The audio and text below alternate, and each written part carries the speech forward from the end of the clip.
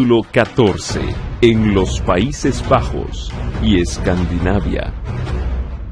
En los Países Bajos se levantó muy temprano una enérgica protesta contra la tiranía papal. 700 años antes de los tiempos de Lutero, dos obispos que habían sido enviados en delegación a Roma, al darse cuenta del verdadero carácter de la Santa Sede, dirigieron sin temor al pontífice romano las siguientes acusaciones. Dios hizo reina y esposa suya a la Iglesia, y la proveyó con bienes abundantes para sus hijos, dotándola con una herencia perenne e incorruptible, entregándole corona y cetro eternos. Pero estos favores, vos los habéis usurpado como un ladrón. Os introducís en el templo del Señor, y en él os eleváis como Dios. En vez de pastor, sois el lobo de las ovejas. E intentáis hacernos creer que sois el obispo supremo, cuando no sois más que un tirano. Lejos de ser siervo de siervos, como a vos mismos llamáis, sois un intrigante que desea hacerse señor de señores. Hacéis caer en el desprecio los mandamientos de Dios. El Espíritu Santo es el edificador de las iglesias en todos los ámbitos del mundo. La ciudad de nuestro Dios, de la que somos ciudadanos, abarca todas las partes del cielo, y es mayor que la que los santos profetas llamaron Babilonia, y que aseverando ser divina, se iguala al cielo. Se envanece de poseer ciencia inmortal y finalmente sostiene, aunque sin razón, que nunca erró ni puede errar jamás. Otros hombres se levantaron siglo tras siglo para repetir esta protesta, y aquellos primitivos maestros que, atravesando diferentes países y conocidos con diferentes nombres, poseían el carácter de los misioneros valdenses y esparcían por todas partes el conocimiento del Evangelio, penetraron en los Países Bajos. Sus doctrinas cundieron con rapidez. Tradujeron la Biblia valdense en verso al holandés. En ella hay, decían, muchas ventajas. No tiene chanzas, ni fábulas, ni cuentos, ni engaños, solo tiene palabras de verdad. Bien puede tener por aquí y por allí alguna que otra corteza dura, pero aún en estos trozos no es difícil descubrir la médula y lo dulce de lo bueno y lo santo. Esto es lo que escribían en el siglo XII los amigos de la antigua fe. Luego empezaron las persecuciones de Roma, pero en medio de hogueras y tormentos seguían multiplicándose los creyentes que declaraban con firmeza que la Biblia es la única autoridad infalible en materia de religión y que ningún hombre debe ser obligado a creer, sino que debe ser persuadido por la predicación. Las enseñanzas de Lutero hallaron muy propicio terreno en los Países Bajos y levantáronse hombres fieles y sinceros a predicar el Evangelio. De una de las provincias de Holanda vino Menno Simoniz.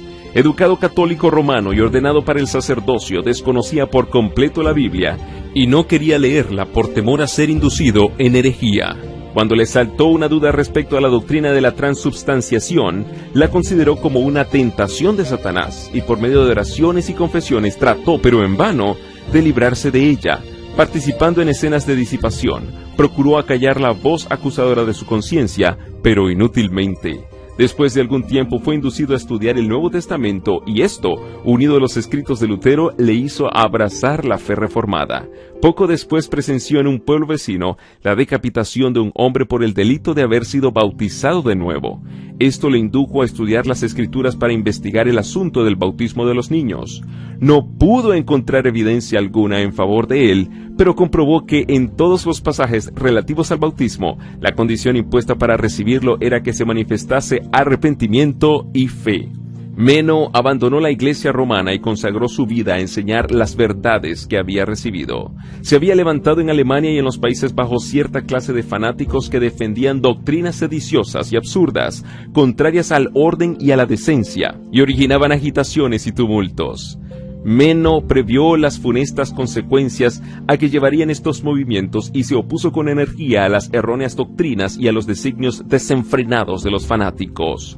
Fueron muchos los que, habiendo sido engañados por aquellos perturbadores, volvieron sobre sus pasos y renunciaron a sus perniciosas doctrinas. Además, quedaban muchos descendientes de los antiguos cristianos, fruto de las enseñanzas de los valdenses. Entre ambas clases de personas trabajó Menno con gran empeño y con mucho éxito.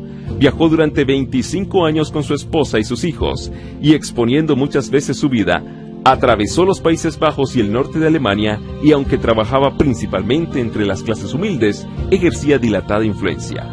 Dotado de natural elocuencia, si bien de instrucción limitada, Era hombre de firme integridad, de espíritu humilde, de modales gentiles, de piedad sincera y profunda, y como su vida era un ejemplo de la doctrina que enseñaba, ganábase la confianza del pueblo.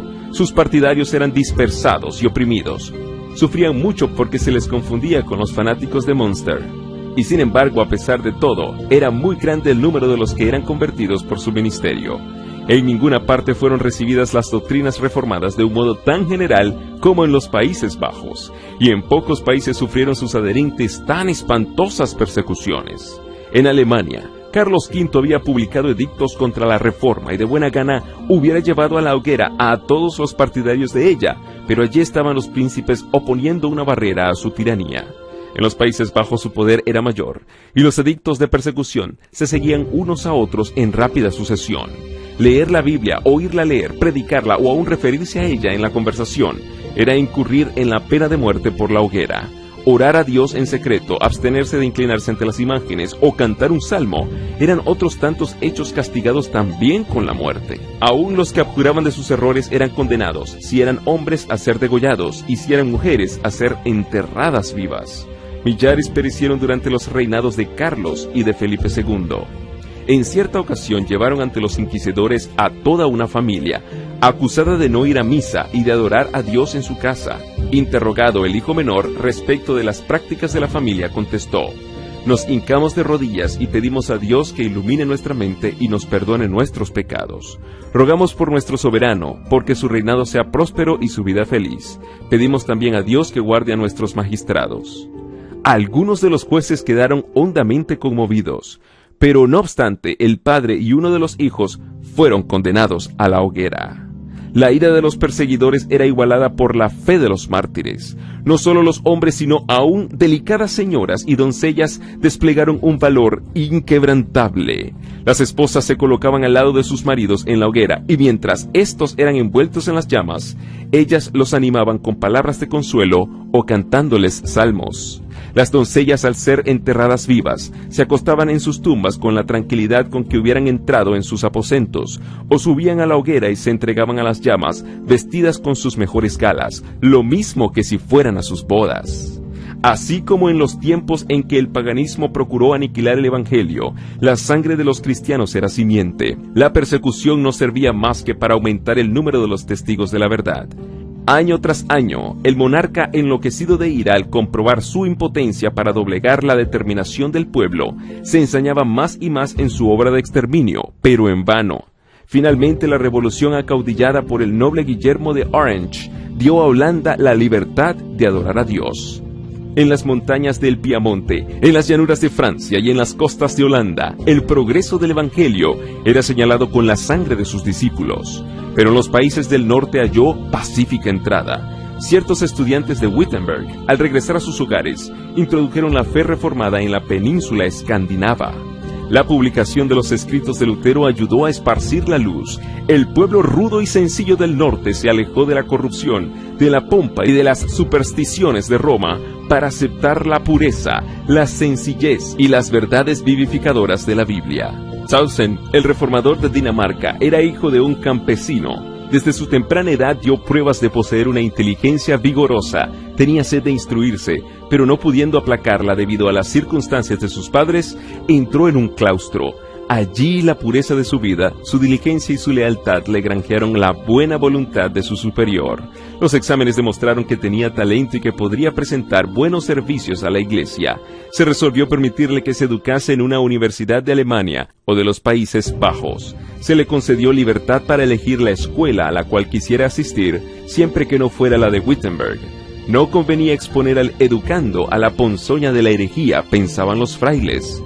Tausen fue a Colonia, que era en aquella época uno de los baluartes del romanismo. Pronto le desagradó el misticismo de los maestros de la escuela. Por aquel mismo tiempo llegaron a sus manos los escritos de Lutero. Los leyó maravillado y deleitado y sintió ardientes deseos de recibir instrucción personal del reformador. Pero no podía conseguirlo sin ofender a su superior monástico ni sin perder su sostén. Pronto tomó su resolución y se matriculó en la Universidad de Wittenberg. Cuando volvió a Dinamarca, se reintegró a su convento. Nadie le sospechaba contagiado de luteranismo. Tampoco reveló él su secreto, sino que se esforzó, sin despertar los prejuicios de sus compañeros, en conducirlos a una fe más pura y a una vida más santa. Abrió las Sagradas Escrituras y explicó el verdadero significado de sus doctrinas, y finalmente les predicó a Cristo como la justicia de los pecadores y su única esperanza de salvación. Grande fue la ira del prior, que había abrigado firmes esperanzas de que Tausen llegase a ser valiente defensor de Roma. Inmediatamente lo cambiaron a otro monasterio y lo confinaron a su celda bajo estricta vigilancia. Con terror vieron sus nuevos guardianes que pronto algunos de los monjes se declaraban ganados al protestantismo.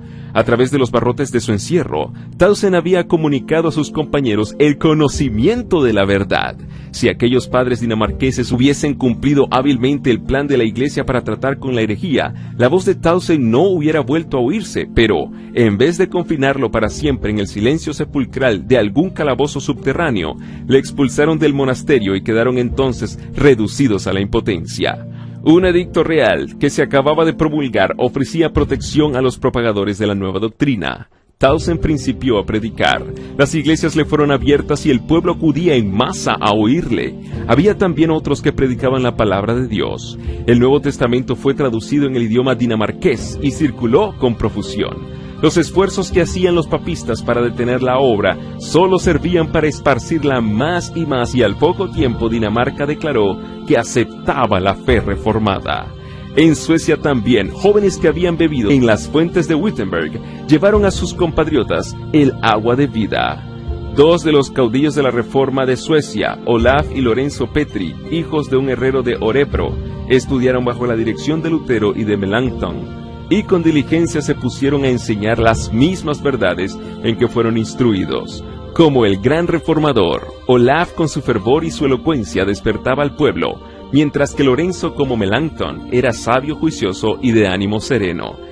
Ambos eran hombres de piedad ardiente, de profundos conocimientos teológicos y de un valor a toda prueba al luchar por el avance de la verdad. No faltó la oposición de los papistas. Los sacerdotes católicos incitaban a las multitudes ignorantes y supersticiosas. La turba asaltó repetidas veces a Olaf Petri y en más de una ocasión, solo a duras penas pudo escapar con vida. Sin embargo, estos reformadores eran favorecidos y protegidos por el rey.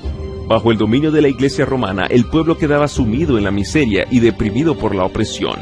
Carecía de las Escrituras, y como tenía una religión de puro formalismo y ceremonias que no daba luz al espíritu, la gente regresaba a las creencias supersticiosas y a las prácticas paganas de sus antepasados. La nación estaba dividida en facciones que contendían unas con otras, lo cual agravaba la miseria general del pueblo. El rey decidió reformar la Iglesia y el Estado y acogió cordialmente a esos valiosos auxiliares en su lucha contra Roma. En presencia del monarca y de los hombres principales de Suecia, Olaf Petri defendió con mucha habilidad las doctrinas de la fe reformada contra los campeones del romanismo. Manifestó que las doctrinas de los padres de la Iglesia no debían aceptarse sino cuando concordasen con lo que dice la Sagrada Escritura, y que las doctrinas esenciales de la fe están expresadas en la Biblia de un modo claro y sencillo que todos pueden entender. Cristo dijo: «Mi enseñanza no es mía, sino de aquel que me envió». Juan 7:16. Y Pablo declaró que si predicara el otro evangelio que el que había recibido sería anatema. Gálatas 1:8. Por lo tanto, preguntó el reformador, ¿cómo pueden otros formular dogmas a su antojo e imponerlos como cosas necesarias para la salvación?